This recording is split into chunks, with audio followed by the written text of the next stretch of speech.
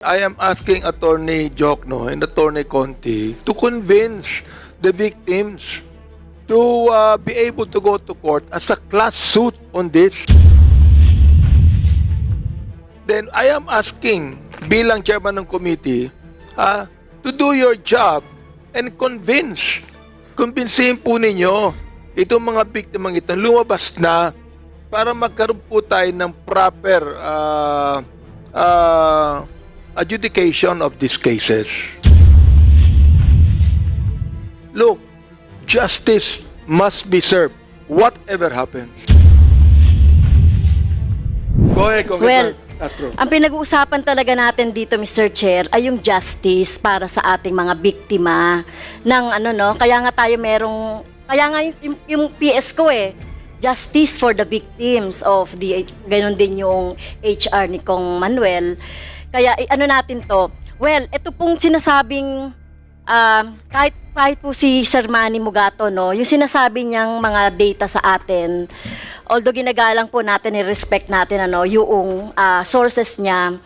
So, basta nakita lang po natin talaga yung mga modus, yung mga pattern, yung mga ginagawa during the drug war. So, napakita naman yon. Yung kay Chel Joke na naman, Mr. Chair, nagbigay na siya sa atin ng nagbigay po siya sa atin ng data coming from the resolution ng Supreme Court at saka yung year-end report ng 2017. Well, sinasabi po ni Attorney Medaldea, hindi pa siya checkin niya po at hindi siya hindi siya familiar. So, can we have a copy, Mr. Chair? Kuhanin po natin yung copy nitong mga to, siguro from the Clerk of Court din sa Supreme Court para makita natin. Kasi ako po, may copy po ako niyan. Nakikita naman yan sa internet, Mr. Chair. No? So, hindi natin masasabi na unofficial yan. So, kung gusto natin, para mas maganda, magkaroon din tayo ng copy. Kasi whether it is 20,000, 6,000 yan, ang malinaw, Mr. Chair, nagkaroon ng extrajudicial killings during the Duterte administration. At kahit na isa lang po yung mapatay dyan or ilang hundred lang yung mapatay dyan, concerned po tayo, Mr. Chair, doon sa hindi naiimbestigahan, wala man lang police report, etc. 52 lang yung naiimbestigahan. Kaya, kaya may I have, Mr. Chair, to move that the Office of the President Chairman? Pwede po bang i-produce yung 2017 na year-end report at saka yung It's now with the Office of the Can you President. do that, yes? Wala na akong control who doon Okay, once it's so part of the presidential, executive privilege po yun. well, ganito po, Mr. Chair, ganito po. Kasi medyo na kay Attorney Medaldea, 2017 po yon. Ngayon, nasa internet yan. So, sinasabi nyo, wala kayong alam dyan. So, Internet. Kasi ako ay, hindi ay- po.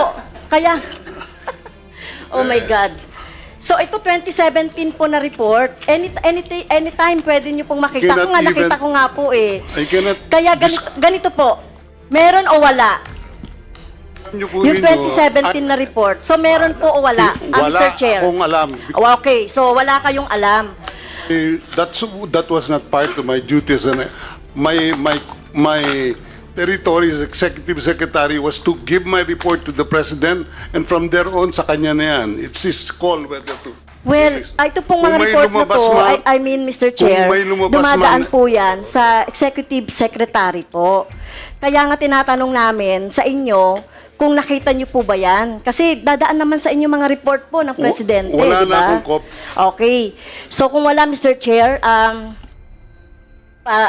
napasumpinan natin itong 2017 na report na ito sa Office of the President through the Secretariat po, Mr. Chair. Chairman? Chairman, tanungin, bago kay Congressman Karab. So, yes, inyo pong sinasabi dito on the record na wala kayong alam dyan. Ang sinasabi ko, paglabas sa opisina ko, it's part of the executive privilege now. Yung paglabas ng report, hindi ko alam yun. And therefore, you have not received any copy of the report. During your time. Yes, we received a copy of that report, which we You forwarded, received a copy of the which report. we forwarded to from the Department of.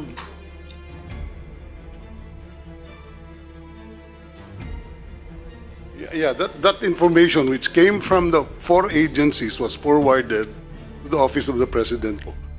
So therefore, the copy of the report right now is in the office of the president. Yes. Of the present president. Of the former president. Former president. Yes, sir. Yes, sir. Now, where is it now? That I do not know. I do not know. Okay. Chairman. Oh, Congressman Carap, go ahead. Anyway, Chairman, ako medyo, off lang po. Yes. Anyway, Chairman, first and foremost, Chairman, personally, we cannot issue subpoena. Kasi, sa totoo lang po, tama po si ES. Pero ES, tama ka. During that time, you can invoke executive privilege with regards to that document if that will be invoked by the President. Tama po. Now, tama. Now, yes, of course, ano nga sabi ko nga, the question should be raised to you is just to confirm or deny kasi in the first place, you cannot produce such document. Yes, please. Makinig ka Yes, sir. muna. Yes, well, in fact, you cannot produce that document. You cannot submit that document to this committee because you are not now that part of the administration, present administration. Tama? You cannot submit that because that document should be handed to the present administration. Di ba tama? Tama po. Hindi. Diretso kita. Tama hindi. You cannot submit it to this committee. I cannot. Of course, you cannot. You can only confirm or deny that indeed there is a document na sinabit sa opisina mo, then you submit it to the office of the President. Tama? Yes, sir. And you confirm now. Yes, sir. Okay. Mr. Chairman, second, we cannot issue subpoena because with that issue once, Mr. Chairman, ay mas lalo. Invoke ng present administration yung executive privilege. Once Mr. again, Chair. Mr. Chairman, that document is with the office of the President.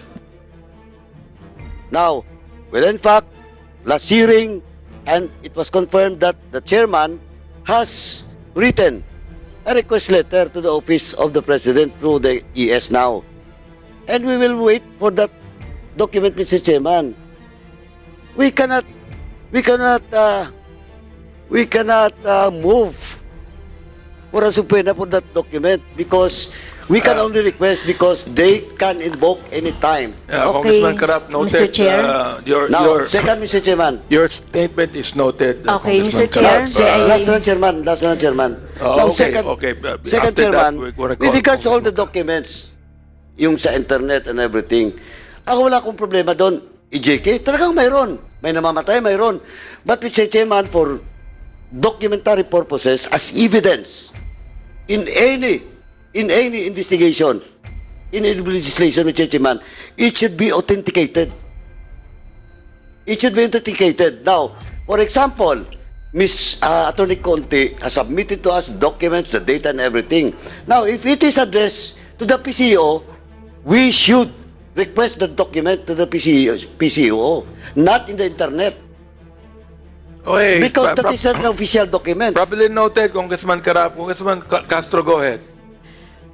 Well, thank you, Mr. Chair. Kaya nga po, ang move ko kanina is to direct, Mr. Chair, through you, no, yung ating secretariat, to ask or request from the Office of the President. I know that the document is from the PCOO, nakalagay po dyan, no, PCOO. Isang document yon na pwede po nating i-request siguro sa Office of the President.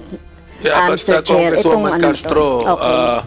if the ES told us that it is executive privilege, we cannot get a copy of the report.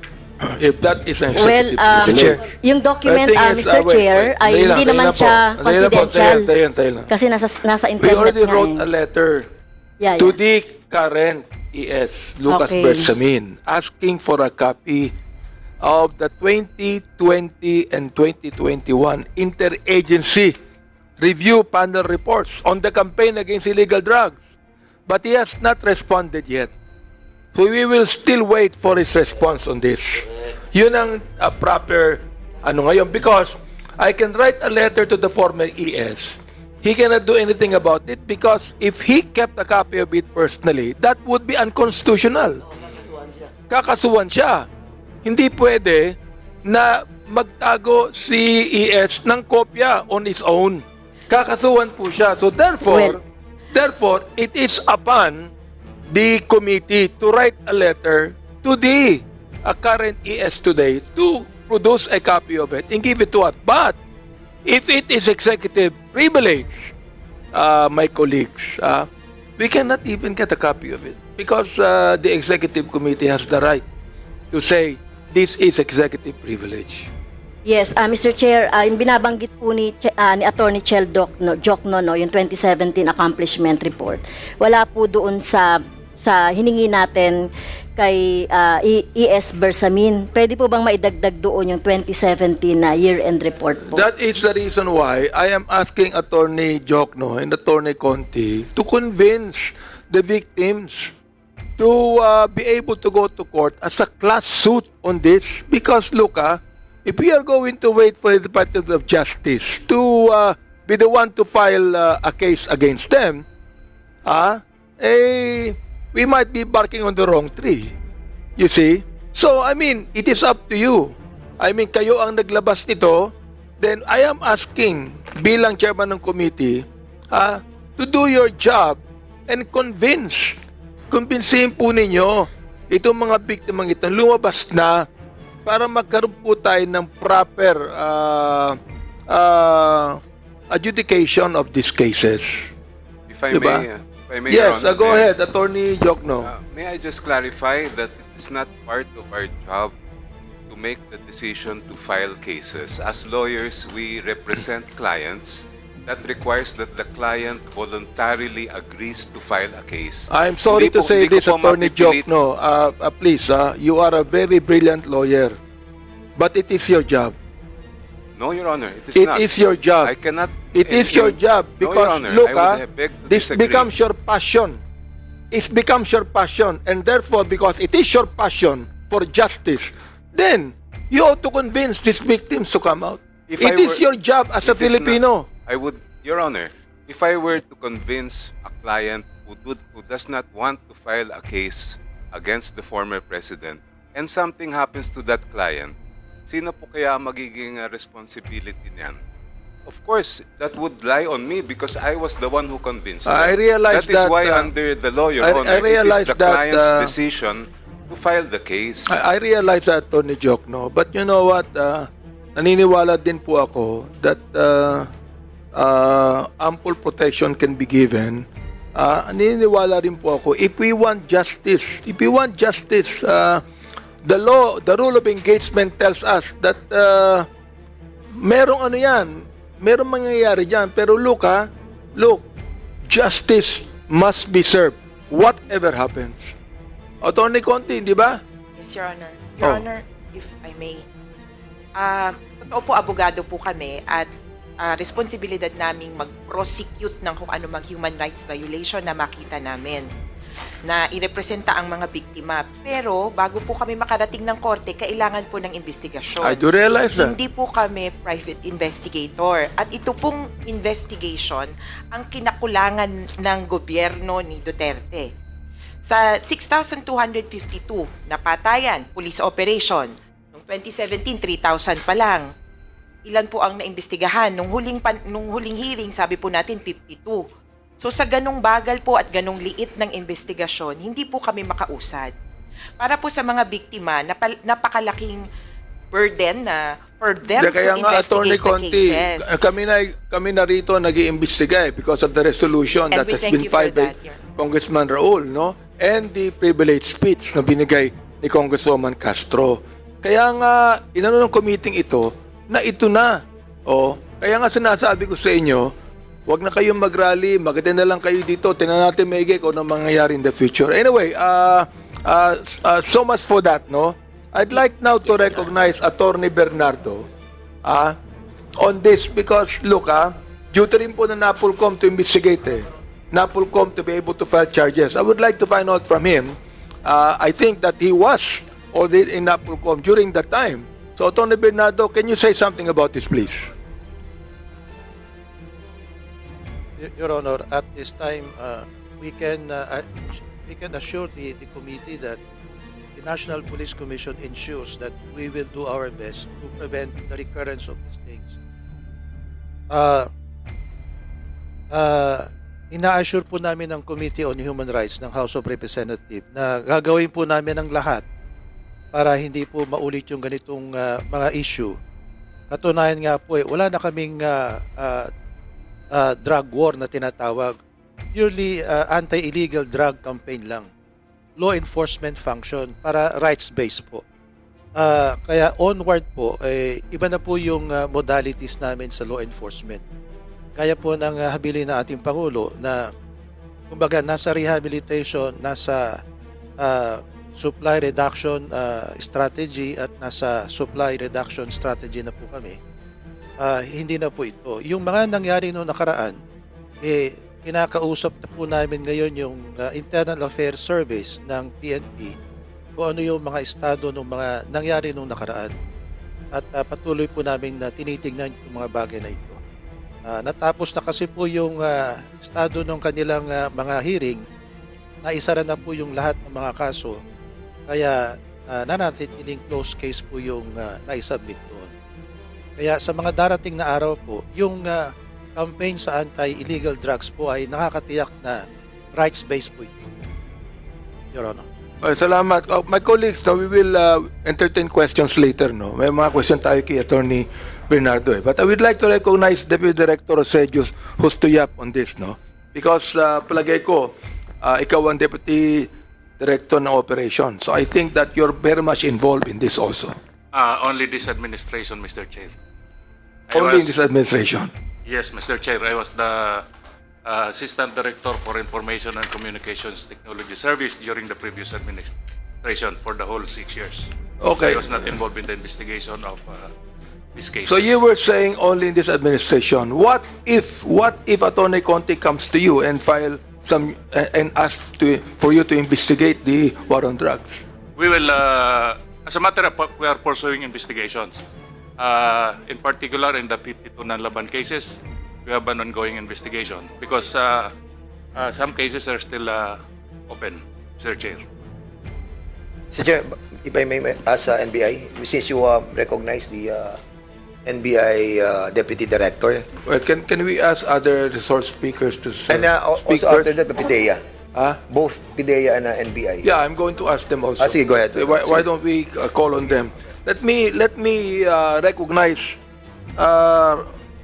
Retired ka na pala, Police General Sinas, no? Retired ka na, no? Alam mo, naaalala kita Yes, sir. dahil 2 beses ko na pinanood yung mabasapan noon. Di ba? Ayun, Yes, sir. human rights violation din yon. So I'd like you to say something about this. Being there during that time, that there was war on drugs. Di ba? Okay. Please, you may make your statement. Thank you very much, Your Honor. Good afternoon to all members of this committee. As of now, I have no opening statement, but I am very willing to answer any questions and inquiries from any members of this honorable committee. Thank you for inviting me as one of the resource person in this committee hearing.